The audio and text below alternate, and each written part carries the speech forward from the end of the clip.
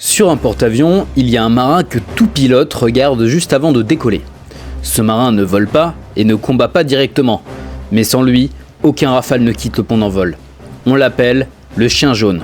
Derrière ce surnom étrange se cache l'un des rôles les plus spécifiques de l'aéronautique navale française. Un métier méconnu, ultra technique et indispensable au fonctionnement d'un porte-avions.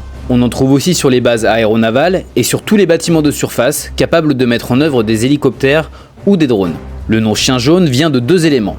Tout d'abord, la couleur de la veste, jaune vif, conçue pour être visible facilement au milieu des vapeurs et du bruit du pont d'envol. Ce nom provient également de leurs gestes rapides, répétés, qui servent à faire dégager ou repositionner un avion. Ces ordres très courts, équivalents du wave-off en anglais, ont fini par rappeler des aboiements, d'où le nom. Le chien jaune, c'est le chef d'orchestre du pont d'envol.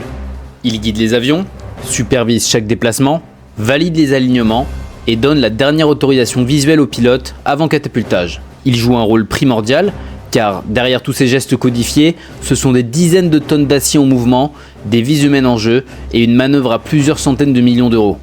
Alors comment devient-on chien jaune ?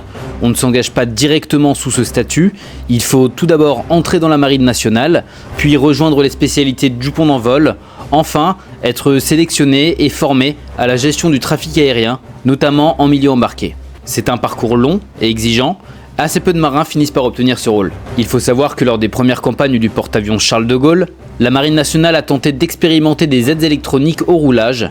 Résultat, les pilotes continuaient de regarder les chiens jaunes.